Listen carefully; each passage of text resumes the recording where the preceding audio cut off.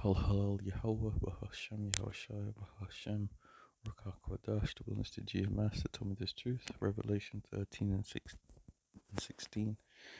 He, and he causeth all, both small and great, rich and poor, free and bond, to receive a mark in their right hand or in their foreheads, and that no man might buy or sell, save he that had the mark, or the name of the beast, or the number of his name. So this scripture has come into mind, jumping to this video here from Andre, and he's going to go into it, so let's just play it.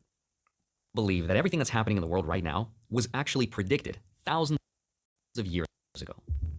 There's a passage in the Bible written almost 2,000 years ago, Revelation 13, verse 17. It says, "A mark will be required, placed on your right hand or your forehead, and without that mark, you cannot buy and you cannot sell."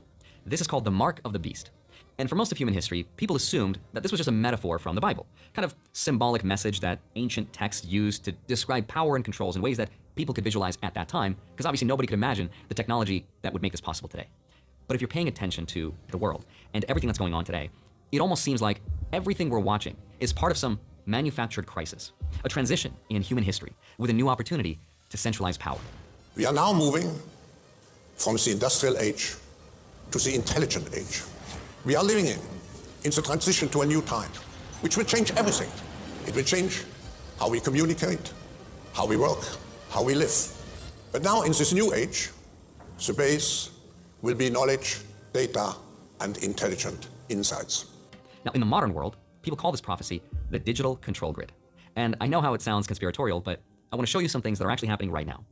In 2025, a company co-founded by Sam Altman, the CEO of OpenAI, started deploying a device called the Orb. It's a silver sphere about the size of a bowling ball, and what it does is it scans the iris of your eye to get what's called your biometric signature.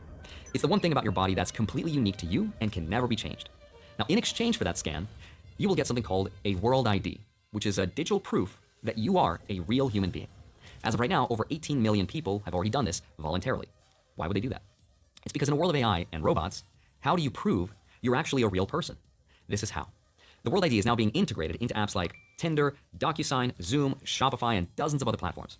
Sam Altman has said that proof of human will eventually be required by every website, every app, every transaction on the internet. People are really going to need this and really going to need to do this in a privacy-preserving way. So World ID is our effort at that. And our goal is to make World ID be this new proof of human for the internet.